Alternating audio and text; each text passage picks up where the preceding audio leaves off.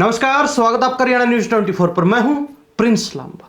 हरियाणा के अंदर चुनावी आहट सुनाई देने लगी तो साथ ही तमाम राजनीतिक दल और तमाम नेता अपनी अपनी तैयारियों में जुट चुके हैं, चुनावी रण में उतर चुके हैं।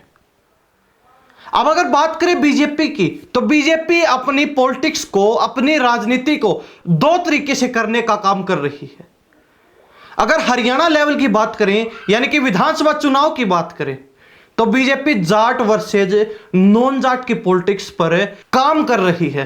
तो वहीं अगर लोकसभा सत्र की बात करें, यानी कि हाईकमान के लेवल की बात करें, 2024 का जो ग्रैंड फिनाले होने वाला है, लोकसभा चुनाव होने वाले हैं, उसकी अगर बात करें तो बीजेपी जाटों को लुभाने के लिए दो बड़ी चाल फिलहाल चल चुकी है। जाटों को अपनी तरफ करने के लिए, जाटों को अपने फेवर में करने के लिए, जाट वोट बैंक को अपने साथ जोड़ने के लिए, लोकसभा में सीटें प्राप्त करने के लिए, लोकसभा में जीत हासिल करने के लिए BJP Jat with non Jat की पॉलिटिक्स पर काम कर रही है। अब यहां दो फैक्टर हो चुके हैं, यानी कि अगर लोकसभा लेवल की, हाईकमान लेवल की बात की जाए तो BJP Jat with non Jat, यानी कि जाटों के साथ नॉन जाट को जोड़ने का काम अपने फायदे के लिए, अपने नफे के लिए कर रही है। तो वही अगर हरियाणा लेवल पर बात करें, मुख्यमंत्री मनोहर लाल खट्टर, नायब सिंह सैनी और प्रदेश के प्रभारी विप्लव कुमार देव के लेवल की बात करें, विधानसभा लेवल की बात करें, तो BJP Jat versus non Jat के रणनीति पर, पॉलिटिक्स पर काम कर रही है। पहले हम हरियाणा लेवल की बातचीत करते हैं तो हाल ही में लोहारू में कृषि मंत्री जेपी दलाल के द्वारा एक बड़ी रैली का आयोजन किया गया, जहां भरे मंच से भरी जनता के सामने और विशेषकर जाट बाहुल्य क्षेत्र में जाकर विप्लव कुमार देव ने जाटों को लेकर क्या कुछ कहा है। एक भाषण उनका बड़ा वायरल हो रहा है। एक बात जो उन्होंने जाटों को लेकर कही, जाट सीएम बनाने को लेकर कही, वो बड़ी वायरल हो रही है, बड़ी चर्चा चल रही है उस चीज को लेकर। पहले वो वीडियो देख लीजिए, उन्होंने जो कुछ कहा है वो सुन लीजिए, उसके बाद विस्तार से चर्चा करते हैं। जब हमारे बहुत सारी जाट बंधु मेरे से मिलता है, बोलता है जो जाट मुख्यमंत्री वन चाहिए तब हम बीजेपी में आ जाएंगे, मैं कहता हूं अरे एडमिशन ही लिया, पहले तो एडमिशन ले लो बीजेपी में आके, हमारे क्लास 1 में और उसमें भर्ती हो जाओ, एडमिशन ले लो, उसके बाद डिग्री की बात करो, आओ एडमिशन ले लो, मोदी जी के क्लास में आ जाओ। तो सुना आपने विप्लव कुमार देव, बीजेपी के हरियाणा प्रभारी को, उन्होंने मंच से क्या कुछ कहा है। वो साफ कह रहे हैं कि जाट बहुत से ऐसे हैं जो मुझसे मिलते हैं, मैं बातचीत करता हूं उनसे, तो वो कहते हैं हम बीजेपी के साथ आ जाएंगे अगर जाट को सीएम बनाते हैं तो इस पर वो कहते हैं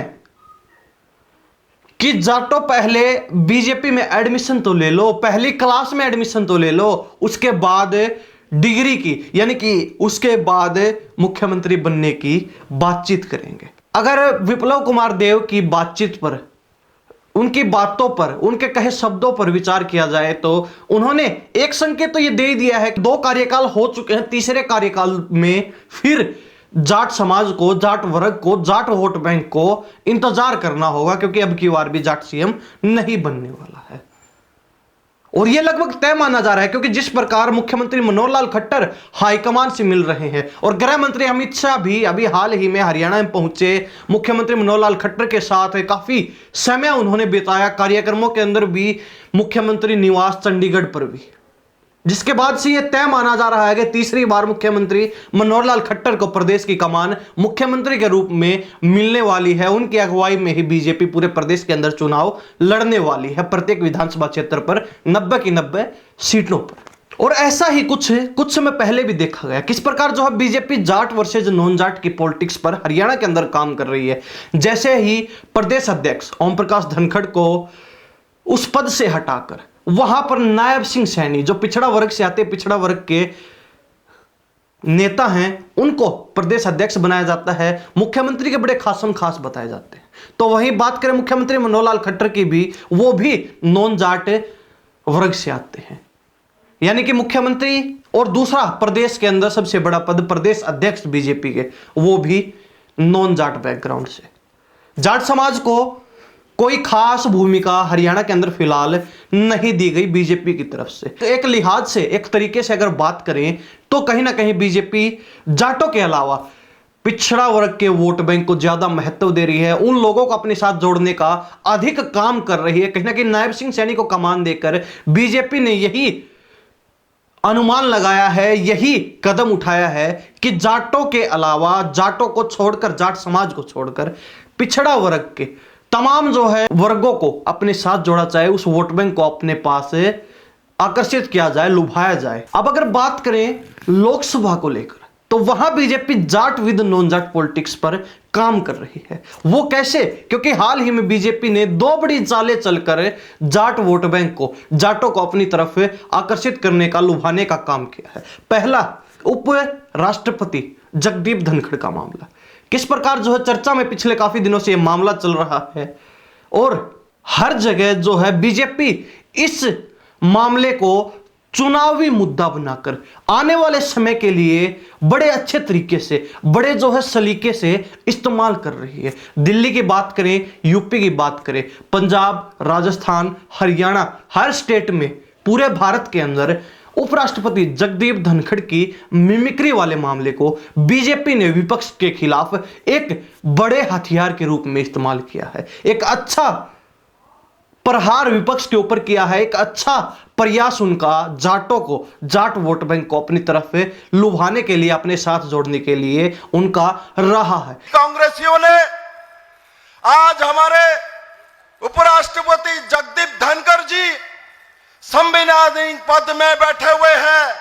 जैसे चरण सिंह का अपमान करके प्रधानमंत्री पद से किसान पुत्र के एक जाट पुत्र का अपमान करके निकाला गया था, ठीक वैसा ही जगदीप धनखड़ जब देश के उपराष्ट्रपति है, उनका जब नकल करके संसद में बाहर धज्जियां उड़ाया जाता है और कांग्रेस के युवराज राहुल गांधी उसका वीडियो रिकॉर्डिंग करके दुनिया के सामने रखता है। माने इन लोगों को कभी भी किसान पसंद नहीं है। किसान के कोई बेटा प्रधानमंत्री बने, किसान का कोई बेटा उपराष्ट्रपति बने, काम करे, यही उनको पसंद नहीं है। मेरे मित्रों, मैं ही बताना चाहता हूं, मेरे मित्रों, जाट समाज के बंधुओं को कहना चाहता हूं, मैंने दो उदाहरण दिया जाट समाज से। दो सबसे बड़े जो व्यक्ति चौधरी चरण सिंह, इनको भी अपमान कांग्रेस ने किया।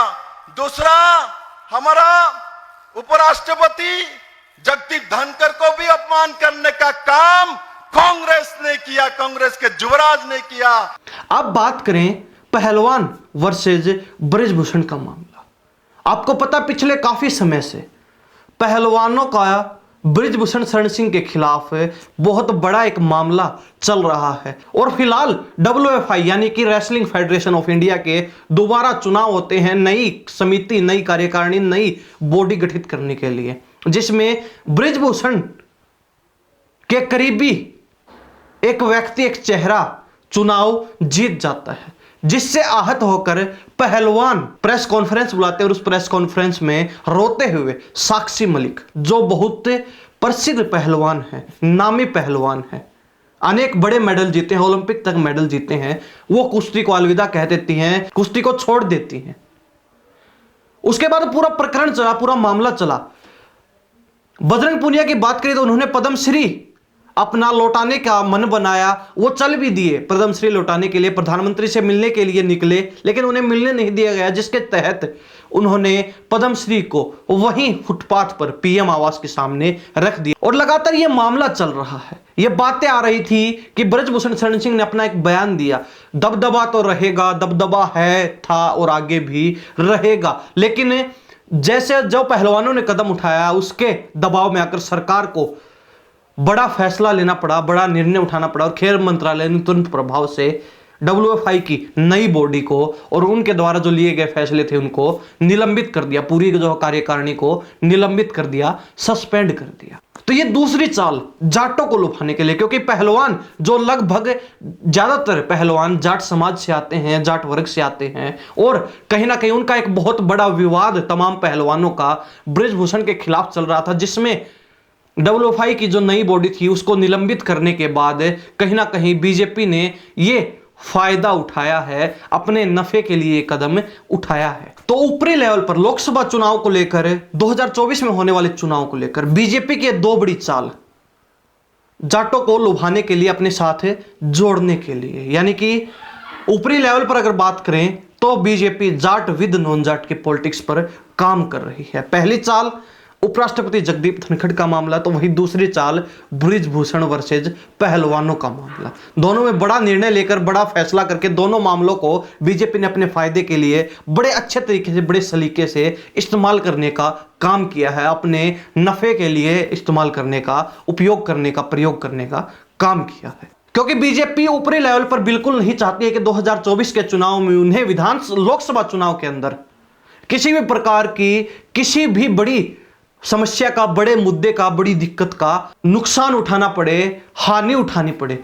जिसके तहत लगातार बीजेपी अपने रास्ते के तमाम रोडों को, तमाम दिक्कतों को साफ करने का काम कर रही है। कहीं ना कहीं जाट विद नॉन जाट की पॉलिटिक्स पर बीजेपी काम कर रही है, क्योंकि पिछले कई चुनाव को अगर देखा जाए, चाहे 2014 और 2019 के लोकसभा चुनाव को देखा जाए, चाहे विधानसभा चुनाव को देखा जाए, हरियाणा के अंदर बीजेपी को बड़ी संख्या में जाट वोटर्स का सहयोग मिला है। किसान आंदोलन के बाद यूपी के अंदर भी विधानसभा चुनाव हुए, जहां जाट बाहुल्य क्षेत्रों में बीजेपी ने अनेक सीटें निकाली हैं, तो साथ ही जाटों का भी एक बहुत बड़ा वोट बैंक बीजेपी को मिला है।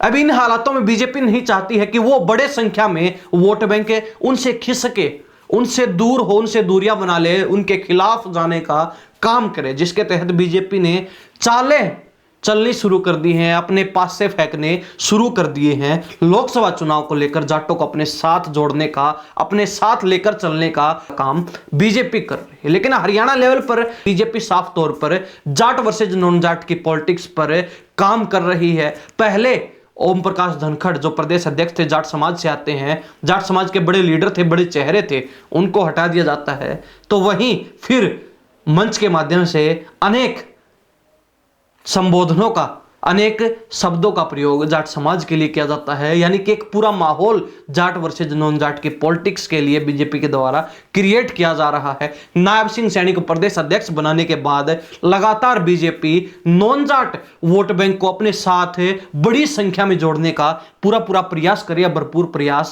कर रही है। यह आज की चर्चा विस्तार से किस प्रकार बीजेपी दो तरीके से अपनी राजनीति को, अपनी पॉलिटिक्स को अंजाम देने का काम कर रही है 2024 के लिए। अगर हरियाणा लेवल पर बात करें, विधानसभा लेवल पर बात करें, तो BJP Jat versus non Jat की पॉलिटिक्स पर काम कर रही है। और ऊपरी लेवल की, लोकसभा चुनाव के लेवल की बात करें, तो BJP Jat with non Jat की पॉलिटिक्स पर काम कर रही है। दोनों चीजों को लेकर आपका क्या सोचना है? आप इन तमाम चीजों को लेकर, तमाम मुद्दों को लेकर क्या सोचते हैं? कमेंट अपनी राय जरूर दे दीजिए। इन्हीं सब बातों के साथ मैं प्रिंस लांबा, हरियाणा न्यूज़ 24। नमस्कार, जय हिंद।